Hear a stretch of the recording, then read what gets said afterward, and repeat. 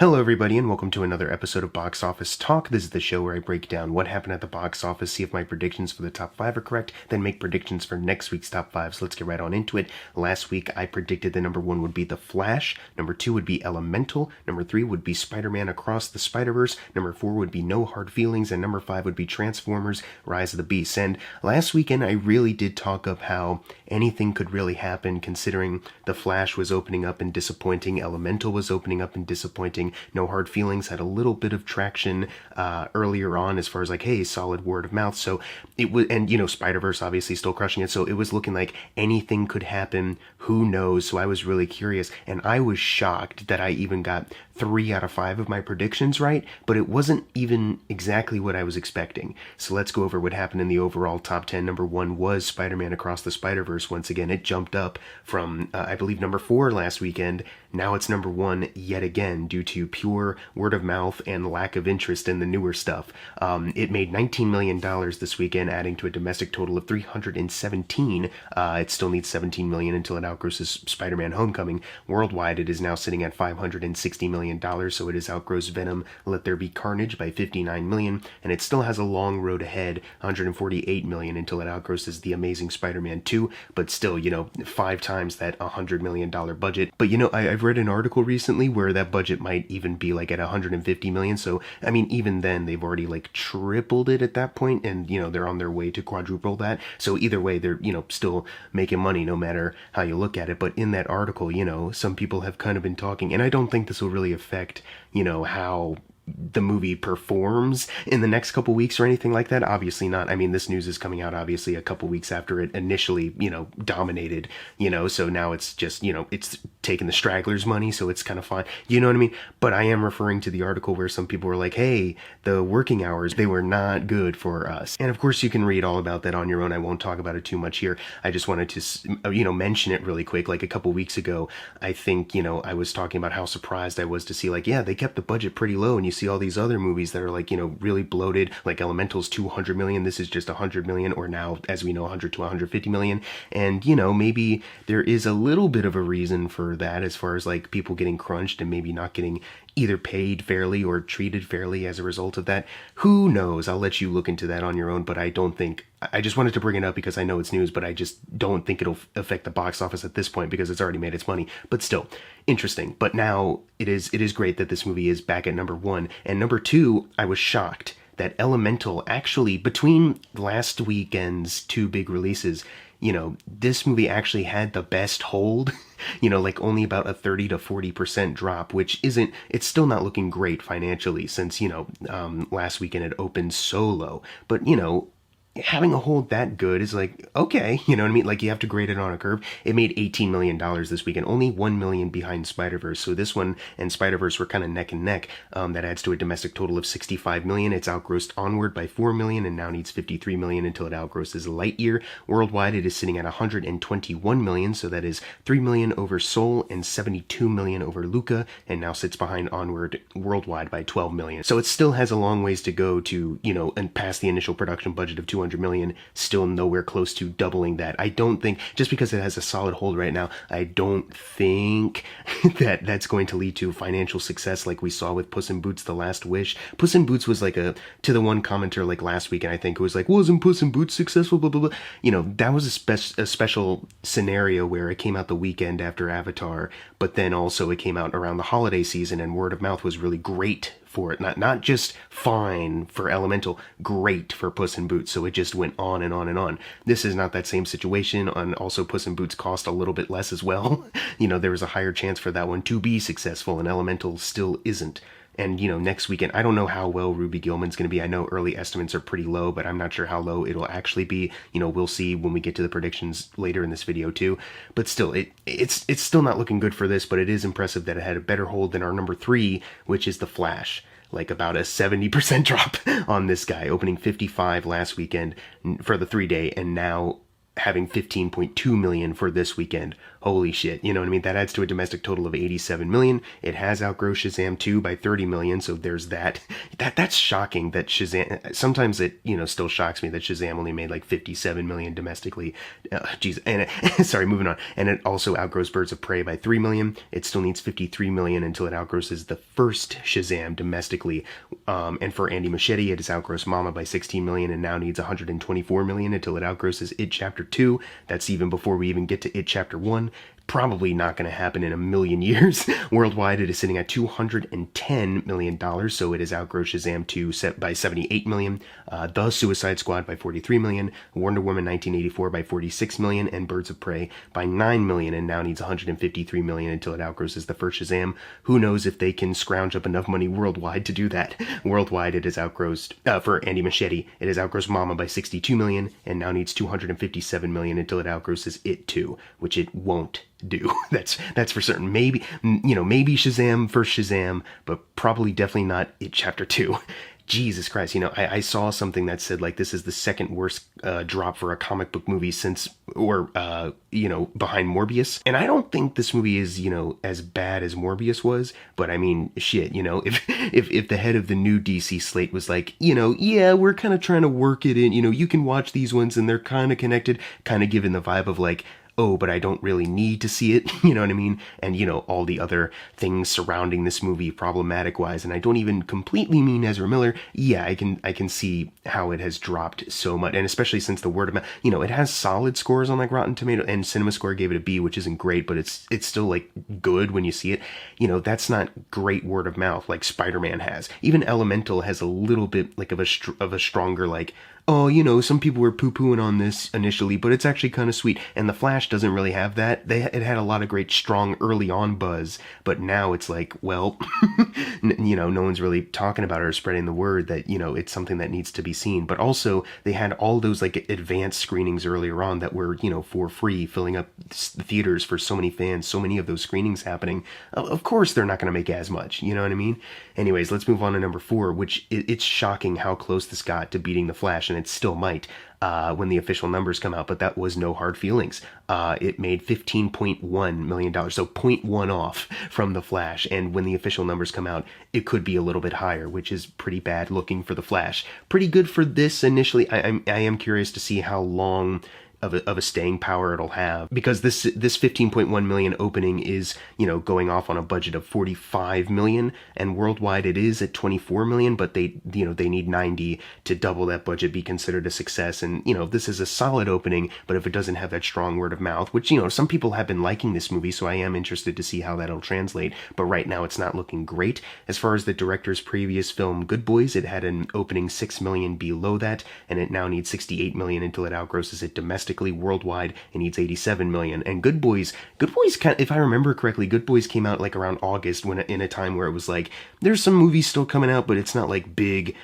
overcrowded, competition. And this movie's coming out in the heat of June, a week after The Flash, but also a week before Indiana Jones, and Spider-Verse is, who could have predicted that doing as well as it's doing, I think everyone, but still, this is a pretty good opening for, like, better than a lot of other comedies that just kind of come and go.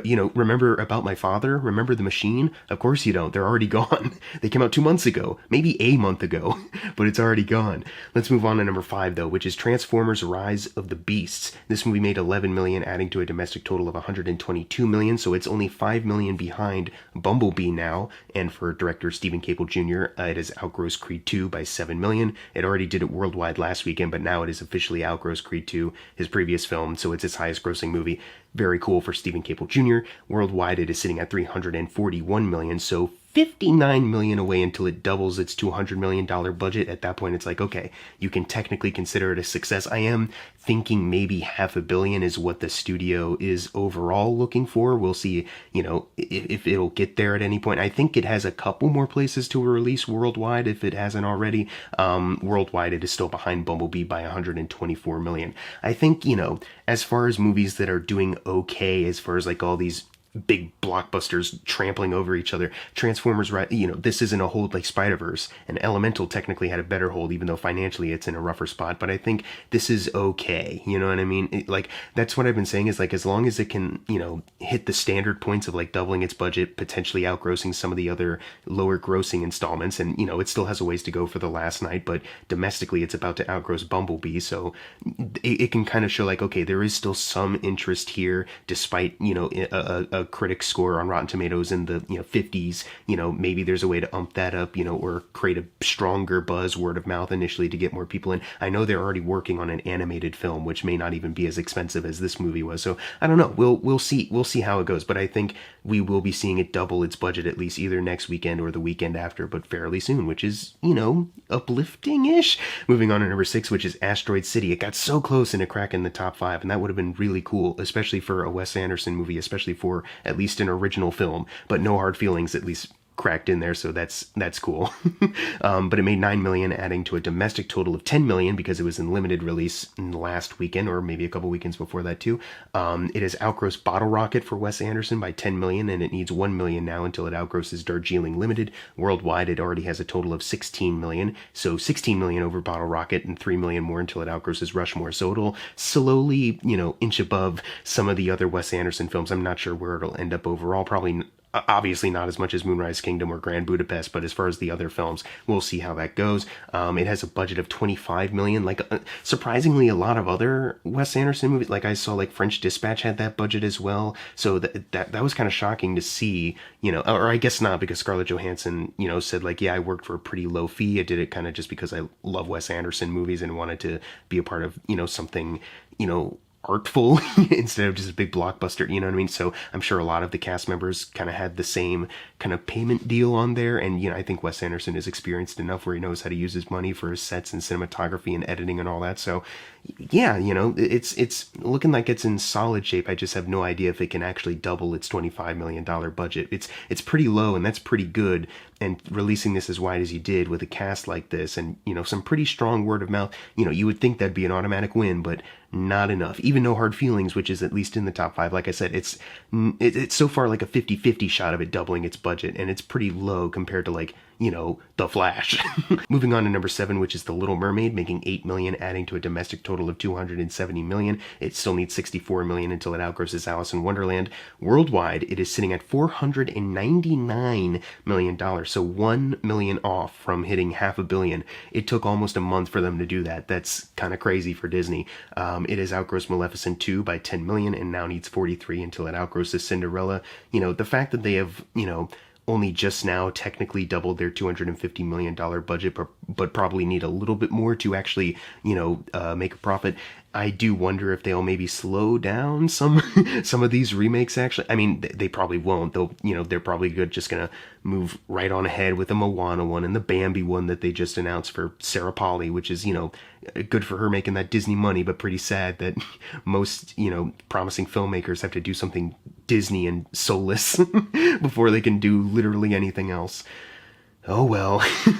Coming in at number 8, we have Guardians of the Galaxy Volume 3, making $3.5 million, adding to a domestic total of $351 million. For the MCU ranking, it still needs $38 million until it outgrosses Volume 2. Definitely not looking as likely as maybe it did a while ago, just because now it's dipped so low into the top 10. Worldwide, it is now sitting at $826 million, which they need $43 million until they outgross Volume 2. But the next MCU film up is Ragnarok. They still need $24 million to do that. So it's looking less likely that it's now going to outgross these other ones, especially since it's about to be pushed out of the top 10. But still, this movie had a hell of a run, and I can't wait to watch it endlessly once it hits Disney Plus and also is available for pre-order on 4K Blu-ray, because this is, so far my favorite film of the year, and it probably won't be topped just because, it meant so much to me emotionally, personally. Oh, thanks, Jimmy Gunn. Looking forward to Superman Legacy. I still don't know why you endorse The Flash so much, but whatever. Let's move on to number 9, which is The Blackening, making $3.02 million, adding to a domestic total of $12 million. So, like I said last weekend, the budget's pretty low, so no matter, whether it hits the top 5 of the box office or not, it's fine, because the numbers it's making, it's already doubled its $5 million budget, and there is technically still a chance that they can, triple that and, cross over 15. It's not like it's going to drop off the map completely, it still has a chance to, triple that budget, and if they're so lucky, maybe quadruple it. That might be a bit of a stretch at that point, making 20 million, but 15 is definitely within reach, and you know, good for them. I have nothing else to say to this, so let's move on to number 10, closing out the video, The Boogeyman, making 2 million, adding to a domestic total of 37 million. Worldwide, it is sitting at $56 million, so it's crossed the initial production budget, domestically, that 35 million, but, you know, worldwide, they still have not crossed over the 70 to, you know, actually double it, be considered a success. So I'm sure this is a big bummer, from the studio's perspective. You know, something that they made pretty low budget in horror movies, and especially if you slap Stephen King's name on it, you know, that's like guaranteed gold for some projects, but not in the case of the Boogeyman. Definitely got the short end of the stick as far as, you know, releasing it the same weekend as Spider-Verse. It's like, and then Transformers is right after, and then The Flash and Elemental. It's like, yeah, even though those ended up bombing, they still made more money. You know, technically right now, they have made more money if you look at just the numbers than the Boogeyman. So, yeah. Not great timing on their part. They probably should have saved this for like October. Well, is October pretty stacked right now? Maybe. I don't know. Who cares? Let's move on to the predictions. Now it's time for the fun part. Number 1, I am going with Indiana Jones and the Dial of Destiny. Number 2, I do think it can be Ruby Gillman Teenage Kraken. I want DreamWorks to succeed. I'm rooting for the underdog in this case. The movie looks cute, and even though the projections are pretty low, I'm hoping that maybe a solid word of mouth eventually can maybe get some people into the theater. Like, hey, it's a different family film other than Spider-Verse, which you've already seen, and Elemental, which maybe you have also already seen or didn't know came out. You know, I don't know. Maybe that's just wishful thinking, but I'm hoping for the best. Then number 3, I'm going with Spider-Verse, and then number 4, Elemental, and then number 5, The Flash. But what are your predictions for next week's top 5? Leave them in the comments below, and if you got your predictions right for this week, you're going to get a shout out right now. Unless you didn't get it right, then I'm sorry. And or either you didn't get it right, I'm sorry, or you made a prediction, but like it's very obviously like yesterday you made it. And it's like, yeah, I know you definitely looked at like the latest news article, and I've said it countless times before on the show, but like I have a cutoff of like at least Friday, you know what I mean? Maybe there's some wiggle room if I notice it's like early on a Friday, but like at some point on Friday I cut it off, and then definitely not Saturday, and definitely not today. So like, no. Anyways, thank you guys for watching. Make sure to subscribe. I'm Jackson Fulcher. See you guys next time.